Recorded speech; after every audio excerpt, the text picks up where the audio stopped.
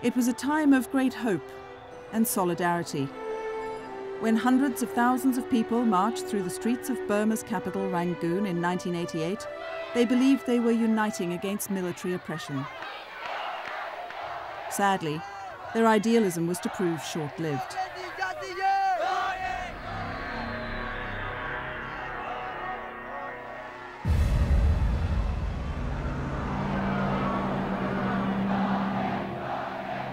They're locking and loaded. The junta brutally crushed the peaceful democracy protests, leaving thousands dead, injured or imprisoned, and forcing countless more to flee into exile. But the fight for democracy was to continue. The authorities in Burma are among the most repressive and intrusive on earth. Maintaining the struggle for democracy in Burma is certainly the right thing to do, but it is not easy, nor is it risk-free. For the past 15 years, the National Democratic Institute has heard the cries of the people of Burma and has supported their fight for freedom and their work to achieve a peaceful transition to popular rule. Aung San Suu Kyi emerged from the ashes of the '88 protests.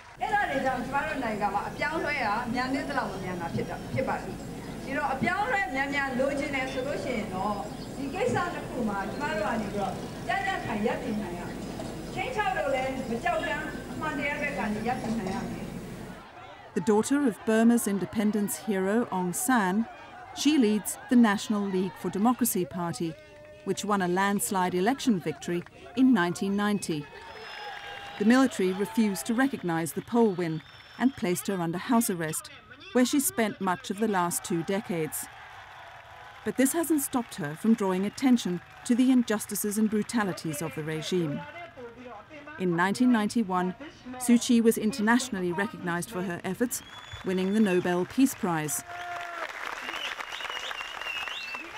Fellow Nobel laureate Archbishop Desmond Tutu of South Africa has been a tireless supporter of democracy in Burma and a staunch Suu Kyi supporter. We want to salute our sister Aung San Suu Kyi, who for 11 of the last 17 years is under house arrest. And I think, that it is incumbent on us to say, no, please, for goodness sake, listen to the calls of the people. The people are saying, we just want freedom and democracy.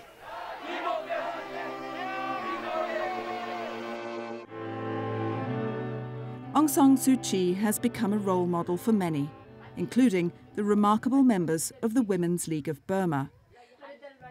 The Women's League of Burma is an umbrella group comprising 12 partner organizations. It believes that women can make an enormous contribution to the struggle to bring about human rights, equal rights, and democracy for all nationalities in Burma, and that their participation in the national reconciliation process is essential. You know, one slogan we usually said and use, no women, no peace. So as peace is a must, and it is important for women to participate in this peace-building process. So because in any conflict, the women and the children are the most, the group of people who suffer a lot, and so that we must listen to the women in the ground. In just 10 years, the WLB has blossomed from a small voluntary collective into a respected and influential advocacy organization.